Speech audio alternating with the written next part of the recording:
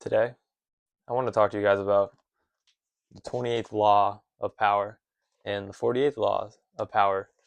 And the 28th law is enter action with boldness. Now,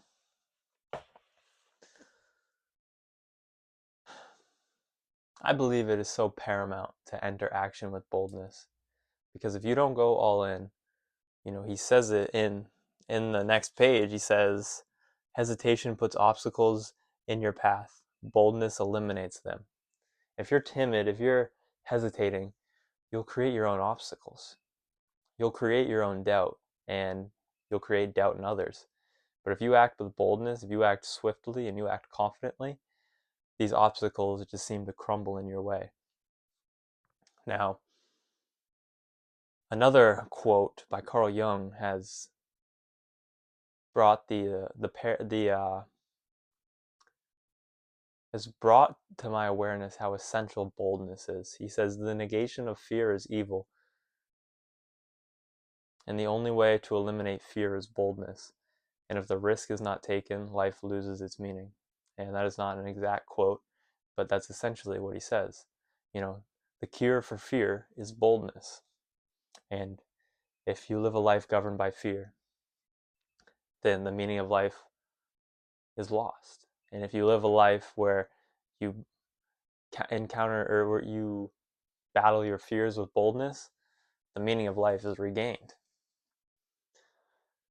So that's another quote that's had me thinking a lot about boldness.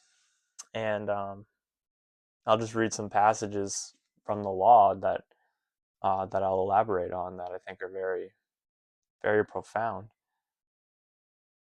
It says, "Ask for the moon, and you will be surprised how often you get it." Sometimes, you know, it's easier to ask for the moon than it is to ask for a mountain. Sometimes the sheer audacity and the sheer ridiculousness of your claim demands respect and demands that you are a person who knows what they're doing and you are a person who, because who would, he tells a story in this about how a guy, apparently he's a scholar and all he does is read books, and I think his wife, true story, at least it's an ancient story, may not be true, but it is a story. And the wife says, I've been working for years and we barely have any money. Like, why all you do is sit down and read your books? And he puts his book down and he goes and finds the richest man in the city. And he boldly walks into his abode and demands $10,000 for a business that he's pursuing. And the guy grants him $10,000. And the guy's servants or the people under him ask, "Why would you give a random person who just walked in here demanding money?" And he says, "Nobody who," well, he says first along the lines of, "I know money and I know men, and anyone who walks in that confidently won't waste the money. He is a person with conviction, and he is a true man who isn't out isn't he's just straight up and forward with him." And that boldness gave the guy the impression that this was a man who was deserving of what he asked for. And that story is kind of crazy, but I mean it's very interesting if you think about it, because when I think back on my life, I feel like when the more ridiculous I was and the more bold things I asked for, I seemed to receive. And when I became more timid, then I stopped receiving those things. And that always puzzled me for a long time. I felt like I remember reflecting on a past time in my life, and I was like, when I was bold, everything just seemed to fall into my lap. It was absurd. And then I became a little timid. I became a little more lax, and then everything just seemed I was just creating my own obstacles. And I don't know, I guess I guess the law is true. You have to be bold, or you just create your own obstacles. And sometimes it doesn't make sense, but I think it comes down to the reason that people admire boldness. People admire the bold man. People admire the person who asks for the moon, because they say, what audacity does this man have? But then they're like, wow, someone who's going to ask for the moon, they really must be something, because no sane person does that. So either this person's insane, or they're, the next Leonardo da Vinci. They're the next, Tesla, Newton, name any of the greats. So, and he says that too at the start of the law. He says, everyone admires the bold, no one honors the timid. And from my experience in life, that seems to be true. I'd say I'm not a very bold person, which I'm trying to change. But in the past, when I have been bold, it just seems like things fall into my lap. And I think that's a skill that would be essential to cultivate. And it's not even a skill; it's a habit.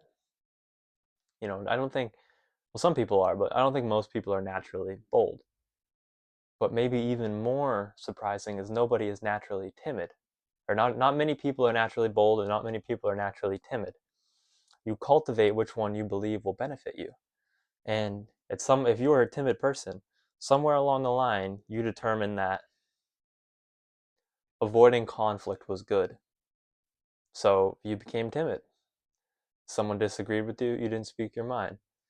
You wanted something from someone but didn't want to be rejected, didn't want to be alienated as an outcast. You you decided that being timid would be better than being bold. But as Robert Greene says in this law, it's actually there's actually more consequences in being timid than there is in being bold. And from my own experience, I see this. When I'm timid, I regret. When I'm bold, I'm happy, at least I did it. And that reminds me of a scene in a movie called Dead Poets Society. You've probably seen the movie. It's a good movie, very good movie. And there's a scene. Knox Overstreet is trying to get this girl, and he writes a poem for her, and he goes to her school and reads it, and to her in front of her class. Now this is a very bold action, and the poem's very, it's pretty cringy. Um, and Knox goes back to his school, and his buddies ask him, how'd it go, and he's smiling and he's all happy. So they assume they went great, and they're like, what'd she say? And he's like, nothing. And they're like, but he says it in a cheerful manner. So they're confused. They're like, what do you mean she said nothing? Why are you so happy? And he's like, but I did it. But I did it. That's what Knox took out of that situation. Not her reaction to it, not whether it went good or bad, but the fact that he did it, that he could clear his conscience of saying, oh, of the what ifs. Because the devil truly lives in what ifs. What if I did this? What if I tried? What if I wasn't so scared? What if I just went for it? The devil lives there. And what I mean by the devil lives there is that you live the rest of your life regretting something you never did. In 20 years from now, it's not going to be the things you did that you regret, but the things you never did, the actions you never took, the bold steps that you never embarked upon. And that's what that scene tells me. It looks like Knox failed in his eyes, I'm sure. In the end, he didn't, but, it looks like Knox failed, but he was just happy he did it. He was happy he went for it. He was happy he was bold. He was happy he didn't have to sit around and think, what if? He played his hand. He played it to the best of his ability. He played it boldly, and he put the ball in someone else's court. And sometimes that's enough. Sometimes that's so much more than enough to clear your conscience of the what ifs and the lamenting and the ruminating on a future that could have been. I forgot who had the quote, but um, it might have been Pascal. Don't quote me though. But he said, "Oh, I forgot it. Oh no, there it is. Hell is truly hell is truly when you are able to imagine what you could be, and you realize how far away you are from that. You're here, and you realize you could be here, but then you realize you're only here. And I guess it's not even like that of a jump, because that implies time. It's more of like you're here, but you could have been here. At the same time, the same place. You could have been leaps and bounds ahead of where you are. And Blaise Pascal says that's hell. When you realize how much better you could be, how much more you could have done, how much more influential you could have been. That's what Pascal says hell is. And I have no reason to disagree with him. And that comes strictly from not being bold enough, not trusting in yourself, not taking the actions necessary to live a life true to yourself. The only way to overcome fear is boldness. And in this book, in this passage or in this law, there's other passages that talk about how if you're not going to do it boldly, don't do it at all. No action is better than a half-assed action. And I agree with that to a certain extent. But sometimes, it's going to be hard to act in that fear. So in the beginning, I feel like you need to settle for going like 90% in. But then once you realize how the bolder you are, the better things seem to work out, you know, you'll just become bolder. And I want to read you this quote by uh, Niccolo Machiavelli. Yeah, Niccolo Machiavelli. Now, Machiavelli, if you know who Machiavelli is, Machiavellian. I think it's Machiavelli, yeah. You're a Machiavellian if you follow what he does. But Machiavelli, he has interesting political views and things of that nature. But I don't know much about the guy other than his crazy political views. But he actually seems like he was pretty wise, and he was friends with Leonardo da Vinci. So there is speculation I've heard that he wrote The Prince not from what he believed in, but from what he observed, and he was around in a time where there was so much corruption in the Florence government, where it's pretty clear that if he wrote what he was if what he wrote was truly what was happening. So it could be that he just wrote what he observed, and that's what he believed was the way to obtain true power. But that might not have been what he actually believed in. But I'll read this quote from him, which is very nice. I certainly think that it is better to be in to be we'll say bold. To be bold than cautious, for fortune is a woman, and it is necessary, if you wish to master her, to conquer her by force.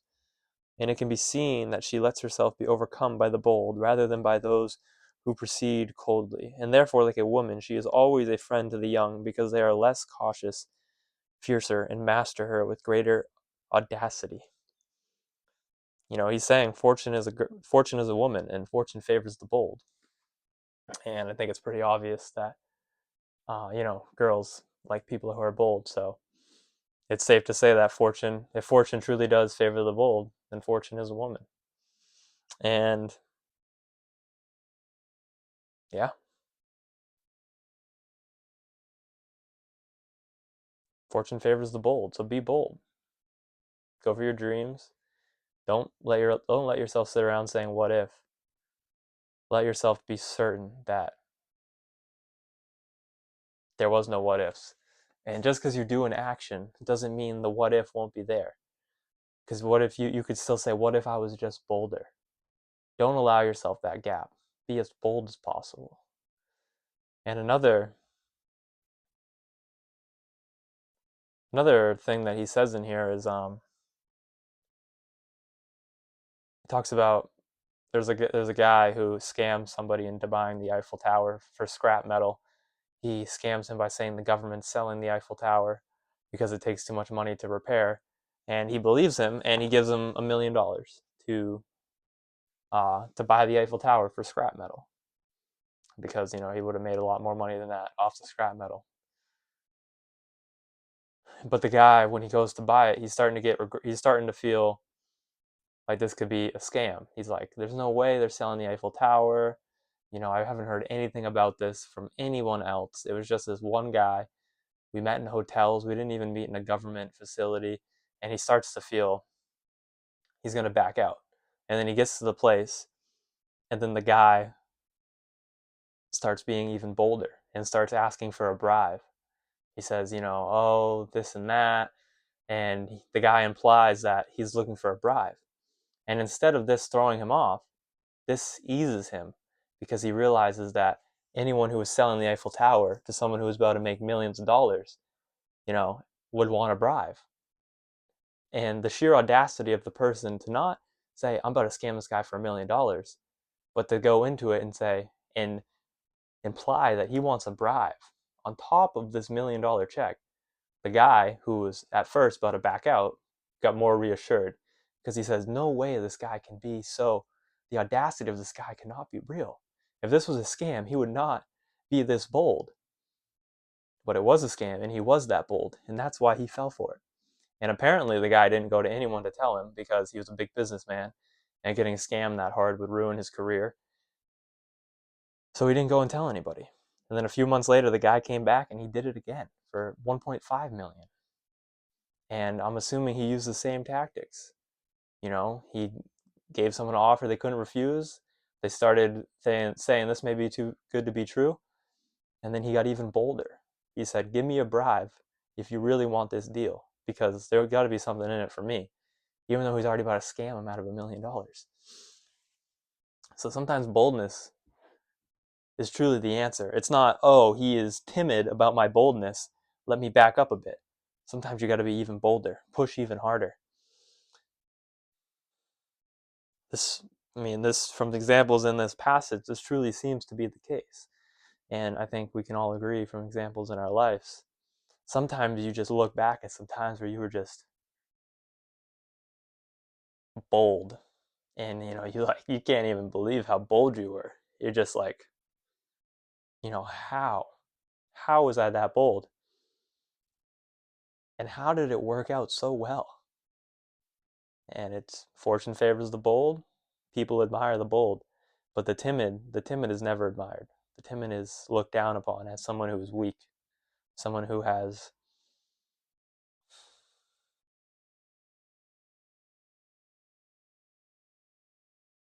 doubts in themselves. And if you're not going to believe in yourself, how do you expect other people to believe in yourself? So remember, enter action with boldness. Fortune favors the bold. And if your boldness is being undermined, be more bold.